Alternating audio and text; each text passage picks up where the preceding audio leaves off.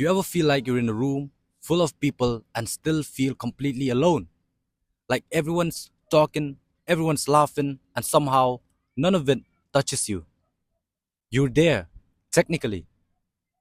You're nodding, smiling, replying, but inside it's just quiet. It's heavy. It's like you're watching your life from the outside, like a guest in your own experience. I know that feeling. I know it too well. And if I'm being honest, I didn't even notice when it started. It crept in slowly, and I was always surrounded by people, always busy, always talking, always on. And I loved it.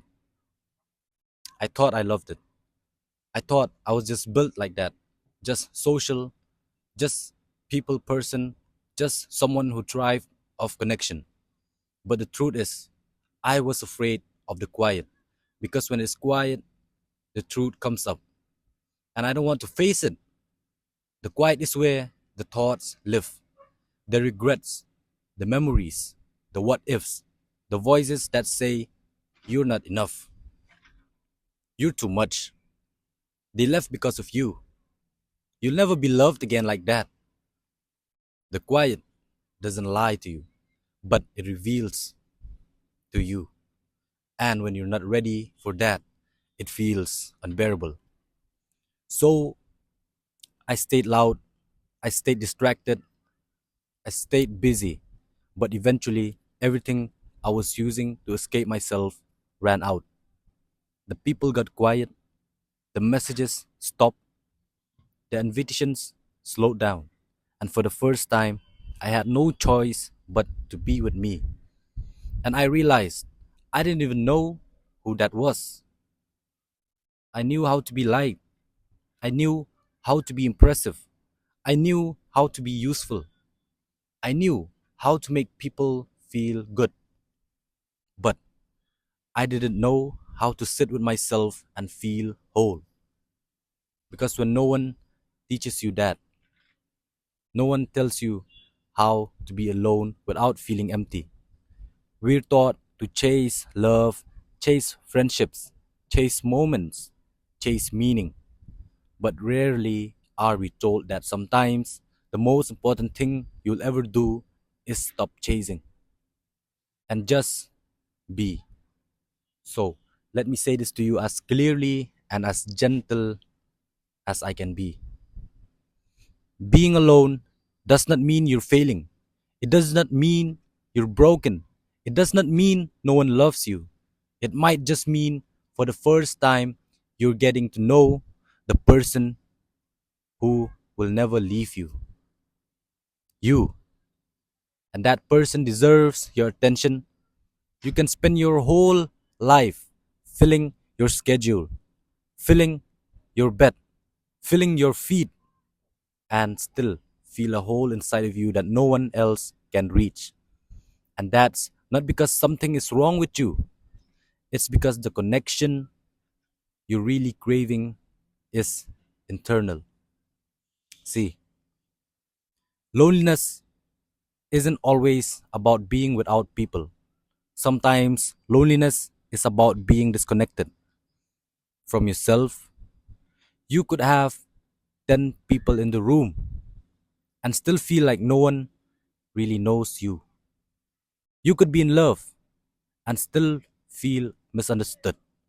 You could be liked by thousands and still not feel seen. And that's the hardest kind of loneliness. The kind where even connection feels far away. The kind that where you start to believe you're unworthy, unwanted, unloved. But that's a lie. A deep one, a painful one, but still a lie. Because your worth was never supposed to be measured by how many people want to be around you. Your value doesn't rise or fall based on how busy your weekend is. And love that's real, will find you. Not when you're pretending to be okay, not when you're shrinking to be chosen, because you're sitting fully in your truth. And that's what solitude gives you. Solitude is the space where masks fall away, where distractions lose their grip, where truth finally has room to speak. And I get it. It's uncomfortable, it's awkward, it feels wrong at first. You'll want to run, you'll want to reach for your phone, you'll want to call someone just so you don't have to sit in the silence.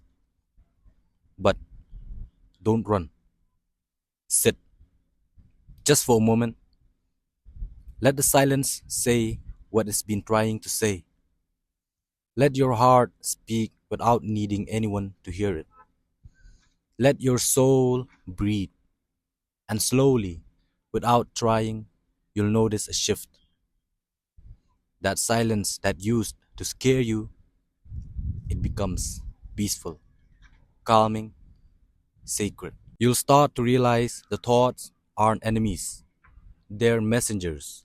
They're echoes of what you've avoided, but they're also invitations. Invitations to heal, to forgive, to grieve, to finally understand yourself. And once you do that, everything changes. You stop chasing people who don't see you. You stop providing your word to people who wouldn't recognize it anyway. You stop begging for attention. You stop over explaining. You stop dimming your light to make others comfortable. You stop because you know now you're not half. You're not missing anything. You're not waiting to be completed. You are already whole. You just forgot. And every moment you spend with yourself, you remember a little more. You remember the child you used to be before life told you who to become. You remember the dreams that still live quietly in your chest. You remember how strong you are, how gentle, how intuitive, how creative, how worthy. You remember that you are not your pain, not your past, not your mistake. You remember that you are a person, a soul, a story, a presence. And suddenly, being alone isn't something to escape, it's something to embrace. So many people live their entire lives never meeting themselves. Don't be one of them. Give yourself the gift of your own presence. Go on walks without headphones. Make dinner in silence. Sit under the stars and just breathe. Take yourself on dates. Talk to yourself. Be with yourself. And I promise you, the loneliness will fade. Not overnight, not perfectly, but slowly, beautifully. You'll realize you're not alone. You're just early. You're just in the beginning, the sacred beginning, the becoming. And soon, when love shows up, when friendships deepen, when someone enters your life with open eyes and an open heart, you'll be ready. Not desperate, not grasping, not afraid, but open. Because now you're not loving from lack, you're loving from overflow.